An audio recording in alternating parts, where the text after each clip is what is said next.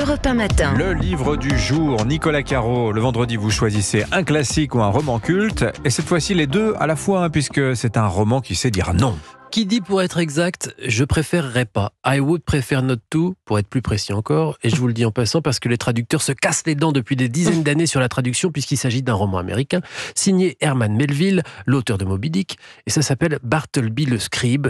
Publié en 1853, l'histoire est racontée par un homme d'un certain âge. Il dirige une équipe de copistes, ce monsieur, des commis aux écritures chargés de recopier à la chaîne des documents administratifs, juridiques. Il gère tranquillement son affaire, il connaît bien ses employés. Lui-même est un type plutôt sympathique, mais un jour il engage un certain Bartleby, un jeune homme sans particularité a priori, assez réservé. Le chef en est très content parce que Bartleby amasse une somme de travail considérable, c'est une vraie photocopieuse. Il copie, il s'arrête même pas pour déjeuner. Mais il y a quelque chose qui va clocher. Et oui, un jour son chef lui demande de relire avec lui une copie qu'il vient de terminer. Il l'appelle, il lui explique ce qu'il attend de lui, mais Bartleby répond simplement « Je préférerais pas ». Le chef est tellement surpris, tellement ébranlé par ce qu'il entend qu'il ne sait même pas quoi dire, et l'incident se répète plusieurs fois, et le chef est toujours aussi désemparé, et Bartleby garde son poste. Mais pourquoi ? Qu'est-ce que vous voulez lui dire ? C'est cette formule. Il dit pas vraiment non. Il dit je préférerais pas.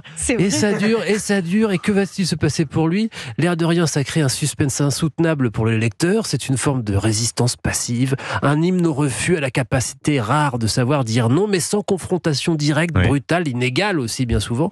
C'est pas non plus dérobé. C'est une faille en fait cette attitude. Oui, ça se relie merveilleusement. Bartleby le Scribe a signé Herman Melville. Excellent choix, Nicolas Caro. Merci. Alors là, vous m'avez fait plaisir. On ne dit plus non maintenant, on dit je ne préférerais pas. J'aimerais mieux pas. Je préférerais pas. Bon, je préférerais que vous nous fassiez votre chronique. Oui, c'est tout à fait possible. Bon, il y en a pour tous les goûts cette semaine. Oui, vraiment. Vous savez, moi, mon objectif, c'est de satisfaire le plus de monde possible. Premièrement, on va donc se replonger pas très loin en arrière. Le 26 juillet dernier, lors de l'acte final de la cérémonie d'ouverture des JO, Céline Dion chantait Edith Piaf. Tout le monde pleurait, moi le premier. Et depuis, on attendait une sortie officielle. C'est désormais chose faite. Dans le ciel, plus de problème,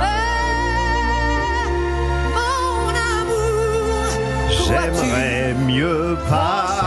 Céline Dion, live from the Olympic Games 2024. Et c'est donc disponible partout. C'était si beau. Bah oui, quoi qu'on ait pensé de la cérémonie, je pense qu'on peut s'entendre au moins sur le fait que cette prestation de Céline Dion était assez exceptionnelle. Ravi qu'elle fasse désormais partie intégrante de sa discographie. Alors maintenant, virage à 180 degrés pour les fans de rock des années 90. Voilà, je pense que c'est pour vous là. Souvenez-vous, 1998, un groupe californien domine les charts avec une ode au plein emploi dont la mélodie plagiait le Obladi Oblada des Beatles.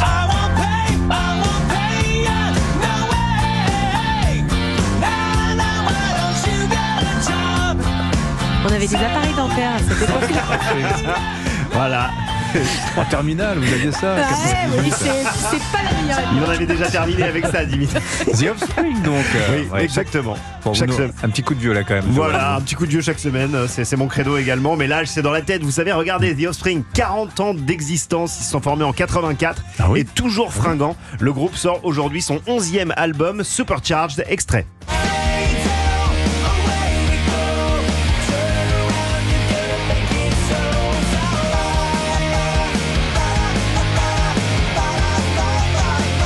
Make It Alright, extrait de l'album Supercharged, un disque sur lequel The Offspring revient à une formule qui rappelle un petit peu celle de ses débuts, un petit peu d'énergie punk, quelques guitares saturées, mais aussi des mélodies quand même très très pop. C'est une réussite à laquelle on ne s'attendait pas forcément à ce stade de leur carrière. Bon, peut-être une dernière recommandation pour la route. Écoutez, avec plaisir. Si vous aimez vous plonger dans des atmosphères éthérées, vous laisser envelopper par des mélodies cristallines avec des paroles mystérieuses entre poésie et absurde, eh bien je vous conseille de vous pencher sur Abracadabra. C'est le nouvel album d'une fascinante chanteuse canadienne appelée Chloé Pelgag.